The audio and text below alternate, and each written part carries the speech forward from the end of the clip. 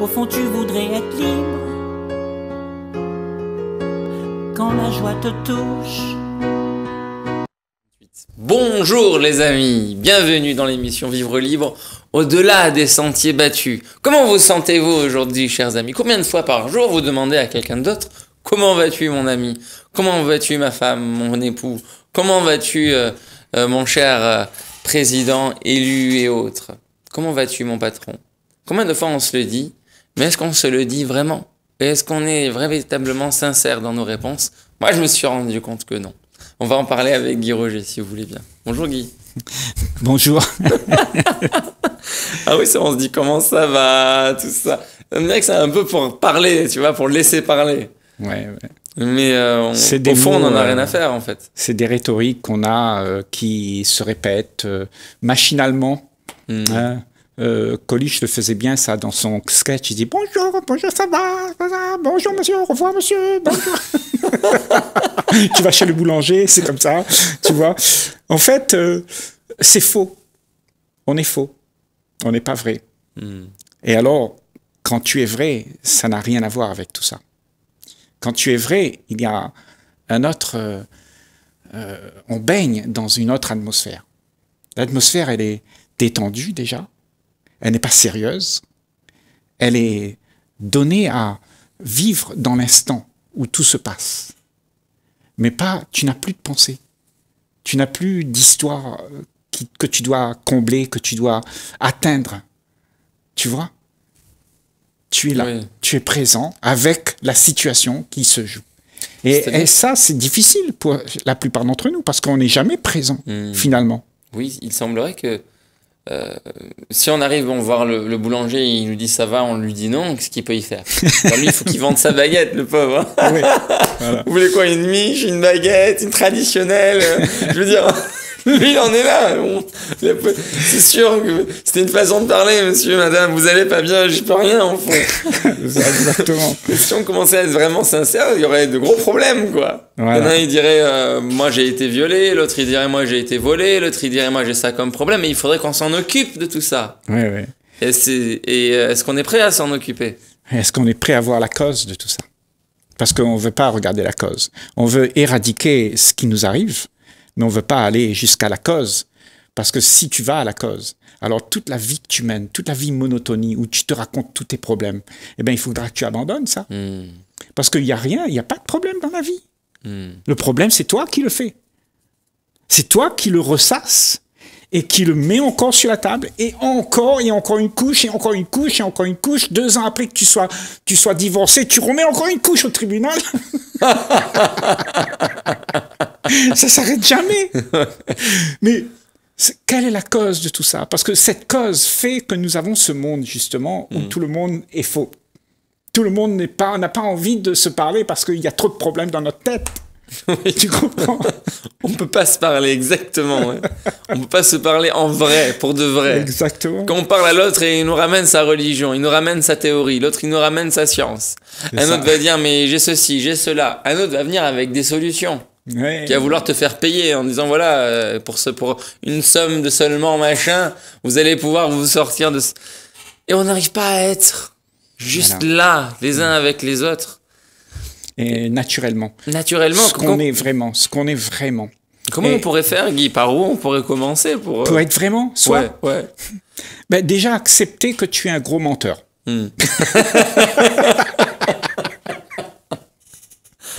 Que tu te mens à toi-même. Que tu te racontes aux autres que tout va bien. Tu comprends? Que tu racontes des choses qui sont fausses. Et que ta relation n'est pas sincère.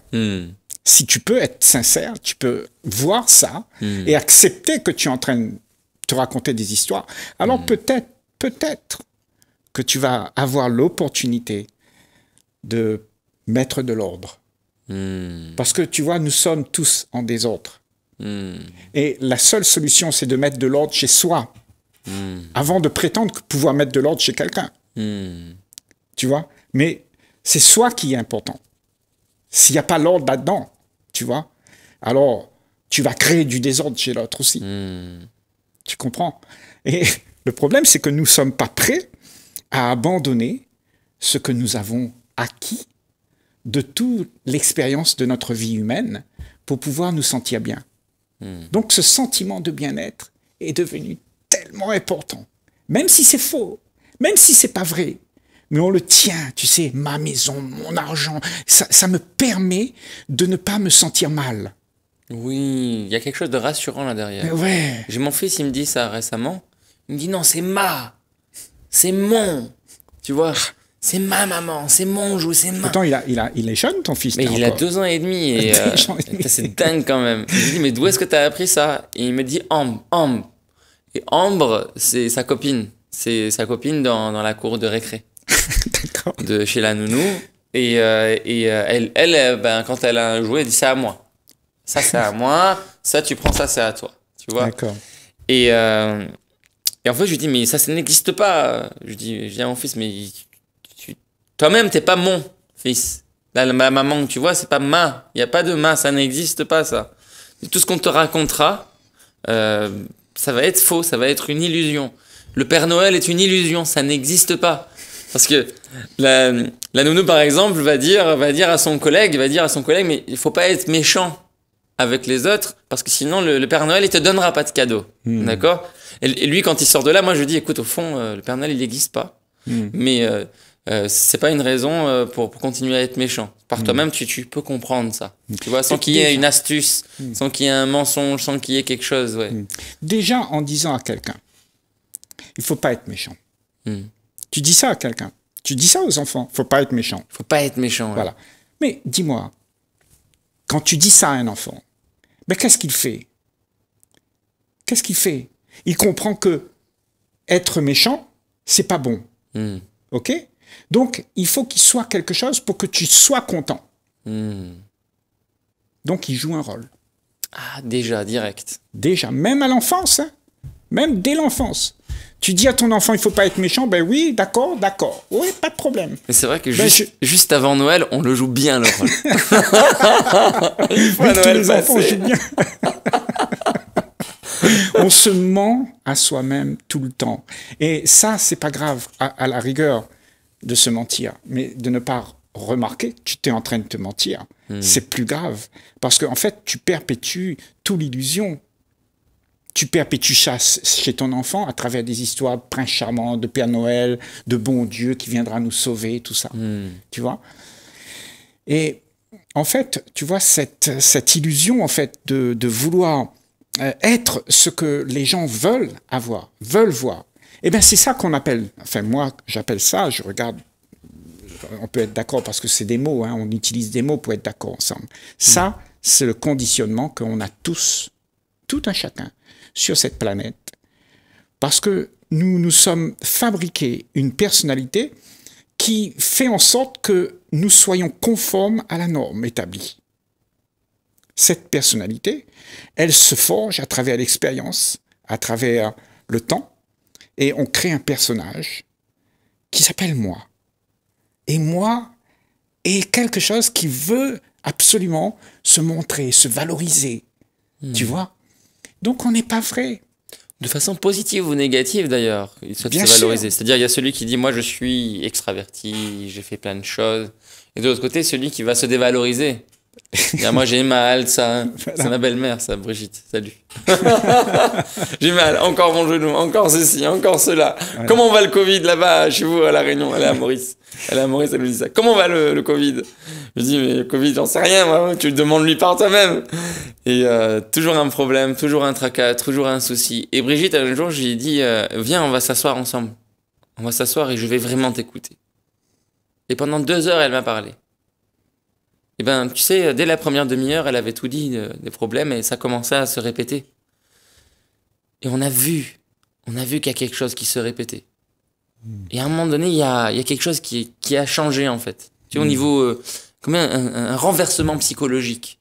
Ouais, mais oui, c'est vrai, je suis tout le temps en train de me plaindre. Je suis tout le temps en train de me valoriser à travers mes souffrances, mes douleurs, mes maladies.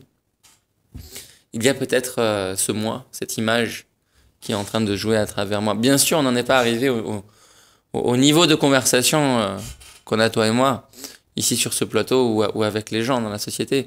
Mais c'est vrai qu'on est arrivé à un point où on est déjà sorti de cette constante plaintes qui se ressassent. Et un jour, ça m'est arrivé avec quelqu'un qui se valorisait totalement. C'était dans le sens inverse, là. Donc, extraverti, qui avait réussi, qui voulait plein de choses, qui réussit. Moi, j'ai pas peur. Moi, je suis heureux. Moi, j'ai tout. Mais relève-toi, toi, machin, ça, tu peux réussir demain, etc. Tu es le genre de... Oui. Eh ben, cette personne-là, c'était moi. C'était moi. Et je me suis vu être comme ça, en train de me mentir. Et quand je l'ai vu, ça m'a fait très très mal. C'est ça. Parce que tout mon monde tenait à ça. Ça t'a choqué, quoi. Ça m'a choqué. En abandonnant cette image, je devais quelque part abandonner mes privilèges. C'était la condition sine qua non. Dire le monde dans lequel on vit ne te laisse pas exister si tu affirmes n'être rien. Faut que tu affirmes être quelqu'un, avoir fait ceci, montrer ton CV, tes faits d'armes, tes réussites, etc. Faut avoir réussi, quoi. Faut avoir réussi. Et même dans le monde, que ce soit dans le monde matériel ou spirituel, comme on dit entre guillemets, c'est-à-dire, si tu veux gravir les échelons, que ce soit de la chrétienté, de l'imamerie, de chez les musulmans, etc., faut prouver quelque chose. Faut connaître le livre, faut avoir lu tant de choses, faut avoir fait tant de confessions, faut avoir... et en fait, ces preuves-là, à un moment donné, quand on est vrai avec soi-même, on se dit, mais j'ai plus à les fournir. Parce que je me rends compte que c'est une illusion. Mais si j'arrête de les fournir, je vais perdre par ailleurs tout ce qui m'a été donné dans la société. Et toute ta valorisation, toute la reconnaissance que tu as de tout un monde derrière toi. La communauté te rejette. Bien sûr. On te dit, tu n'as pas suivi les normes. Tu n'es pas normal. Tu n'es pas normal. Reviens dans les rangs. Reviens dans le sentier battu. Reviens dans le sentier battu, par pitié. Parce que tu nous déranges, on t'aime trop. On t'a tombé, tu nous déranges. On t'aime trop, on te dit ça parce qu'on t'aime. C'est exactement, ouais.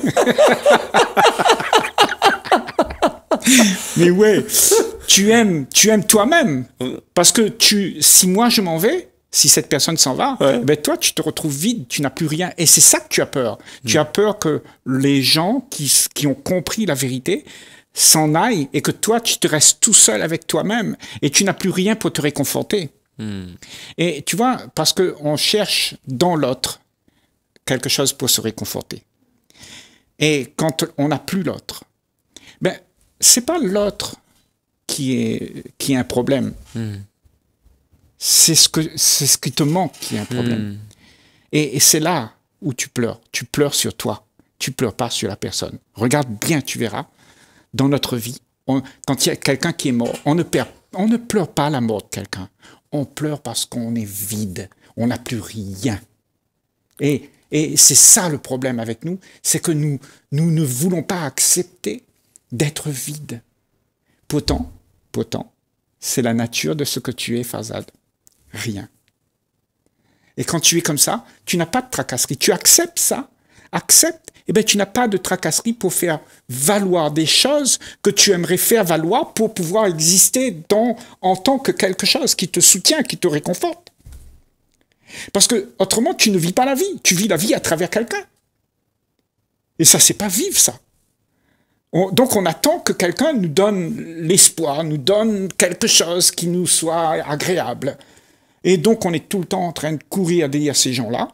On les contrôle, bien sûr, il faut les contrôler, parce qu'ils vont faire n'importe quoi pour te débiner, se débiner de toi. Tu sais, il faut que mon enfant me comprenne, parce que moi j'ai besoin de lui. Tu comprends? Donc on contrôle, on fait en sorte que les choses soient à mon goût. Mais ma fille, c'est pas là que tu aimes les gens. C'est comme ça que tu n'aimes personne, là. Tu aimes que toi. Essaye de comprendre ça. Parce que si tu n'aimes que toi, ça veut dire que tu es occupé avec qui? Avec un centre d'intérêt qui n'est jamais assouvi. Et quand tu es occupé avec ce centre d'intérêt-là, alors tu es incapable d'aimer qui que ce soit sur la planète. Parce que tu sais, aimer, ça veut dire il faut que tu sois libre de tout ça. Il faut que tu sois libre de la demande d'être satisfait. Il faut que tu sois libre. Donc si ton enfant meurt et que ça te donne un problème, ça veut dire que tu ne peux plus aimer. Et aimer, ça veut dire être libre de tout ce qui peut te donner du bonheur. Parce que ce que le bonheur te donne à ce bonheur, ces bonheurs, c'est éphémère. Ça vient, ça repart, ça vient, ça repart. Il faut que tu acceptes ça. Je ne dis pas qu'il ne faut pas avoir du plaisir avec son enfant. Prendre le plaisir qu'il y a. Maman, je t'aime, c'est super extraordinaire. Mais si tu t'accroches à ça, tu as un problème. Il n'y a rien à s'accrocher. Laisse les choses. Ce n'est pas ton enfant. C'est l'enfant de la vie qui passe à travers toi. Tu vois? Et c'est ça le grand souci de nous les êtres humains, c'est qu'on prend toutes ces choses qui nous donnent du plaisir, on s'accroche à ça, on contrôle tout ça pour que ça puisse perdurer dans ma vie quelque chose qui je tiens beaucoup. Donc on emprisonne les autres à ma volonté d'être bien. Tu vois le problème? Tu vois? C'est quelque chose que tu peux voir, n'importe qui peut voir ça. C'est pas sorcier, c'est pas un mystère ce que je dis. Non, c'est pas un mystère, mais c'est douloureux à voir. Parce que nos parents ont fait ça avec nous, nous avons fait ça avec nos parents. Avec nos enfants? Avec nos enfants, on l'a fait. Les enfants l'ont fait avec nous parce que c'est tout ce qu'ils ont appris de nous. C'est ça. On avait besoin d'amour, puis on est venu les voir, on leur a fait un bisou. Ça paraissait anodin, on a dit mais c'est de l'affection. Mais en fait non, on était en train de leur prendre un peu d'énergie parce que c'est mignon, parce que tu vois. Et puis eux ils se sont dit c'est pareil, je vais solliciter. Je vais solliciter pareil. Et on s'est retrouvé à un moment donné où l'individu nous sollicite, mais nous on n'est pas prêt à lui accorder l'attention. Voilà. Et lui, il n'est pas prêt à abandonner ce plaisir avec lequel on l'a éduqué, instruit finalement. Ça. Du coup, il va continuer et puis on va rentrer en conflit. Lui, il va me dire, toi, tu ne m'aimes pas. Et toi, tu vas lui dire, mais toi, tu m'emmerdes. Voilà.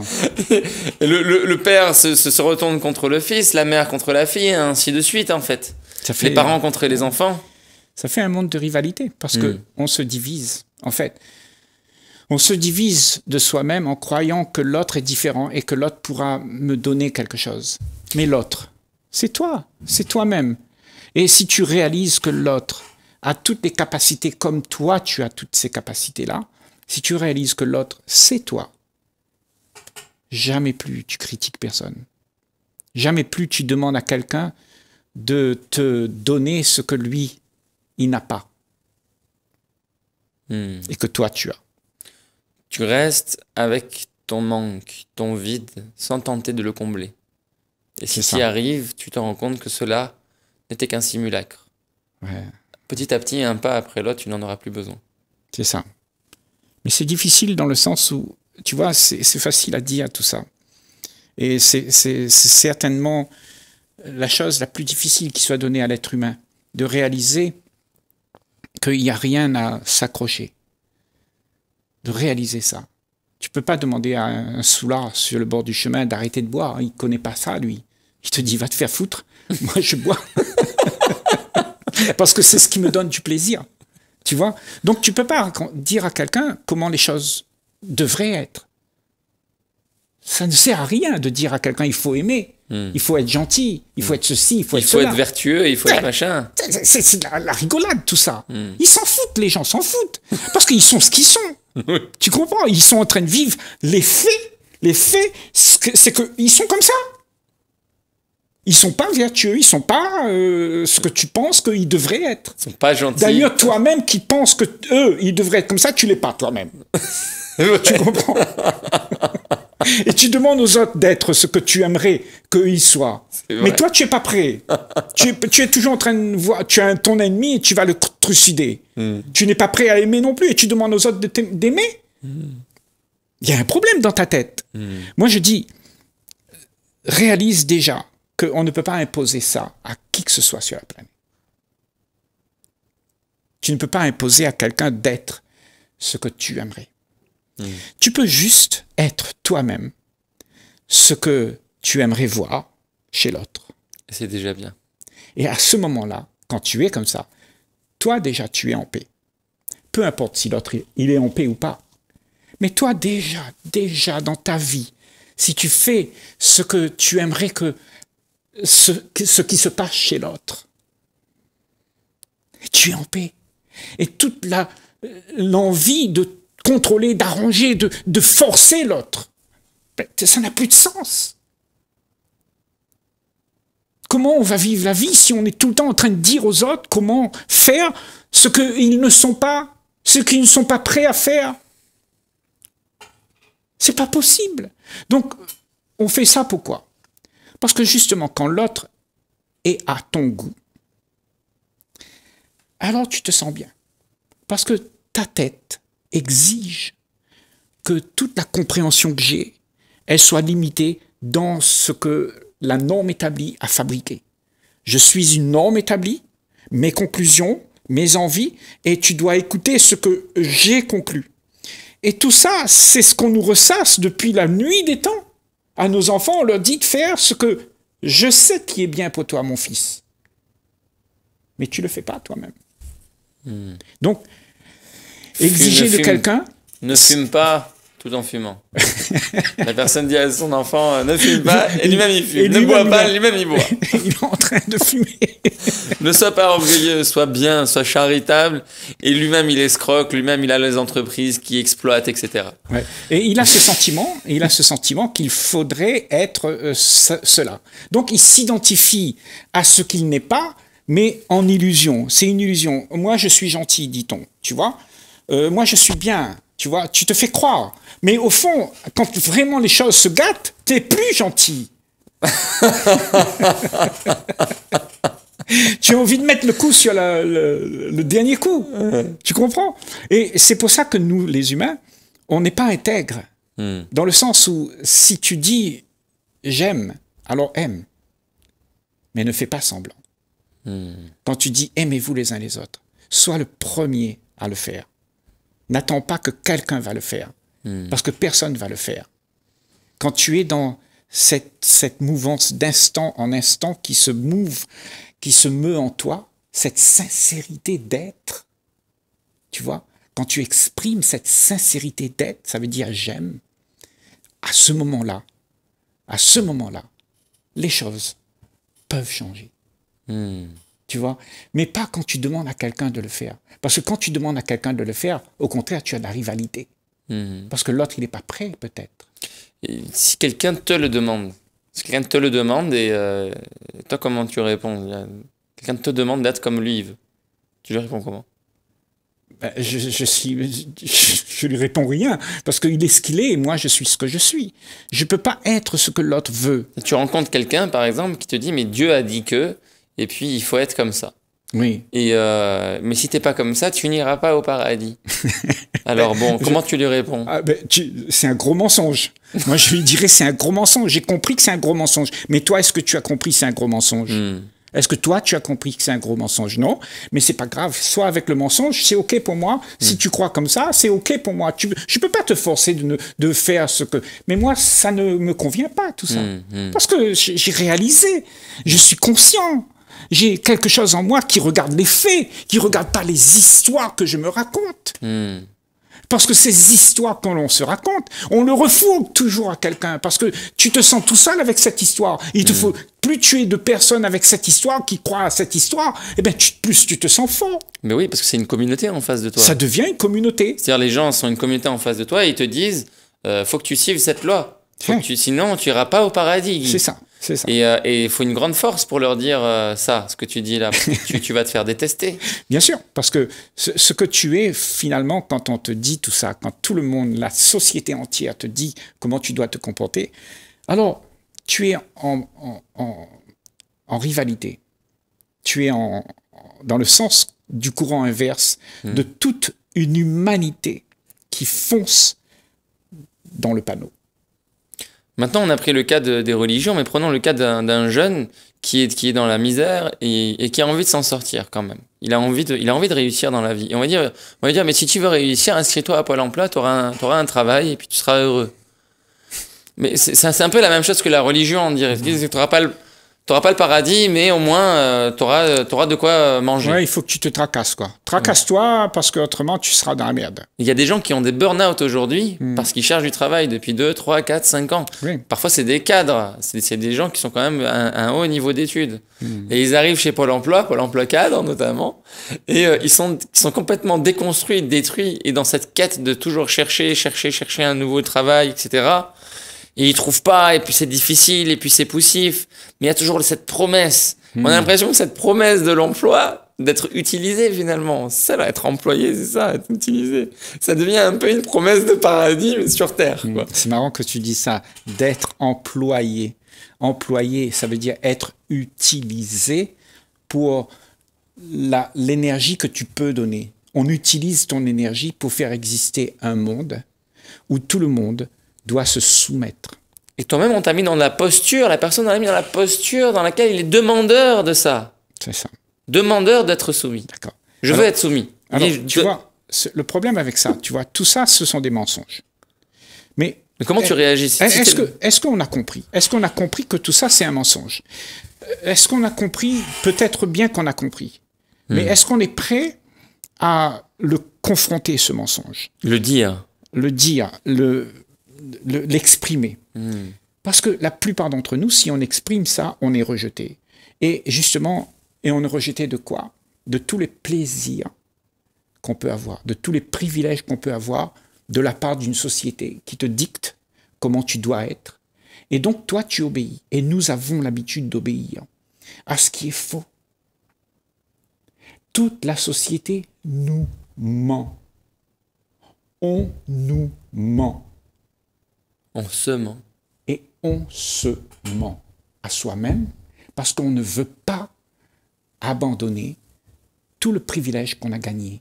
Alors, comment parlerait ce jeune, si toi tu étais ce jeune-là, à qui on disait tout ça, là, et que tu étais en face de ce phénomène-là de l'emploi ou du chômage ou du manque d'emploi, et qu'on te disait, mais oui, t'es un jeune défavorisé, on va t'aider, mon ami. Oui, mais déjà, il faut Qu'est-ce que tu répondrais, toi? Moi, il faudrait peut-être dire à ce jeune, déjà... À sa place, qu'est-ce que tu répondrais? Toi, comment t'as répondu en ton temps? Il va falloir arrêter l'émission. On pourrait le voir Moi, j'ai pas répondu, je me suis enfui. J'ai pris ma guitare, j'ai pris mon sac à dos et j'ai fait le tour du monde. On va en parler dans la prochaine émission, chers amis. Tenez-vous bien. À tout de suite. Je ne sais pas qui a dit ça, que la vie était comme ça. Tu ne peux pas changer. On agit comme de vrais robots, sans raisonner sur le programme, sans la joie d'être en vie.